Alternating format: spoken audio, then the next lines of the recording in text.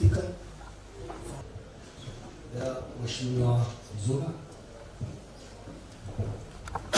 Thank you very much, Mr. Speaker, for this opportunity. Before I comment on the governor's speech, let me take this opportunity, first of all, to thank God, the Almighty God, for allowing me and my colleagues here to be in the 3rd County Assembly. Indeed, it cost the hand of God for us to be here. And as he says in his word, is Emmanuel, God together with the people. So I will not go without mentioning my people of Mbololo for overwhelmingly voting for me to come here and to present them. To comment about the governor's speech, I'd like to summarize the speech and say the governor really emphasized on the service delivery. That was his major push.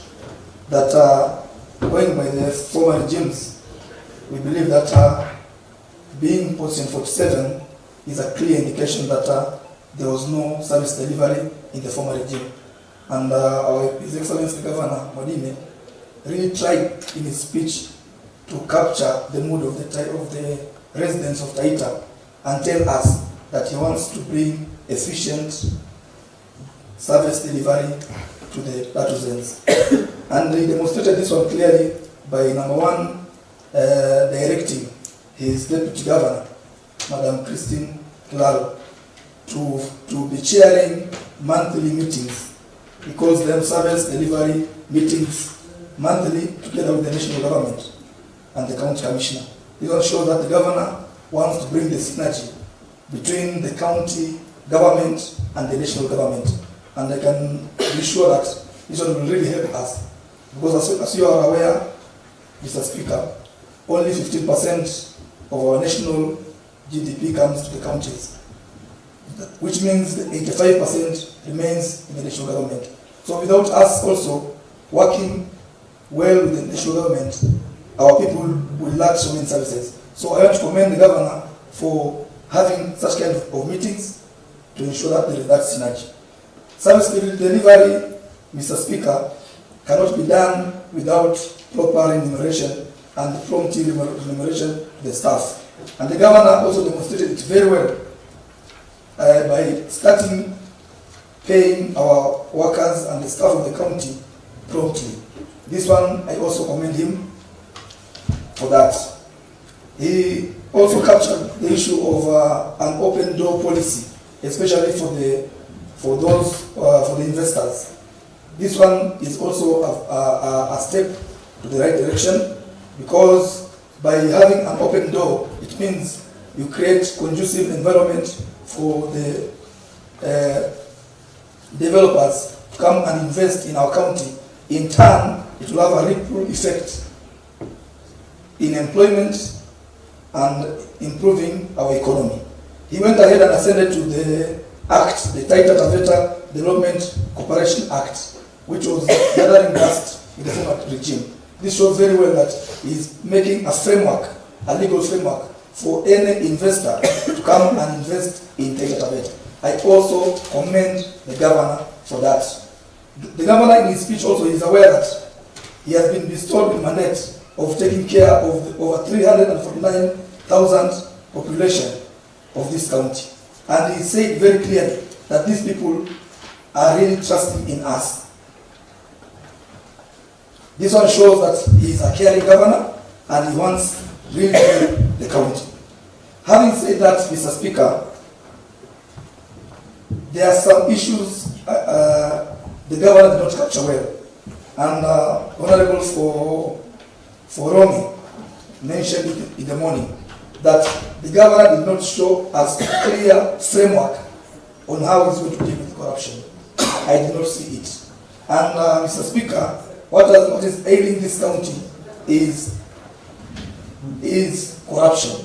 The elephant in the room is corruption. The famous 2.5 billion by World Bank, which was entrusted to Tavevo, is still not clear how it was spent. How much came in Tavevo is not very clear. So I really wish that the governor comes out clearly and tell us how he's going to deal with these corrupt cartels in this county. Because service delivery will only be realized or come to fruition if at all we are going to deal squarely with the elephant corruption. Number two, there is no way we can deliver services to our people if those guys who are delivering these services, those who are taking the tenders, are not being paid. And in the governor's speech, I did not see him tell us clearly how he's going to deal with the issue of pending bills.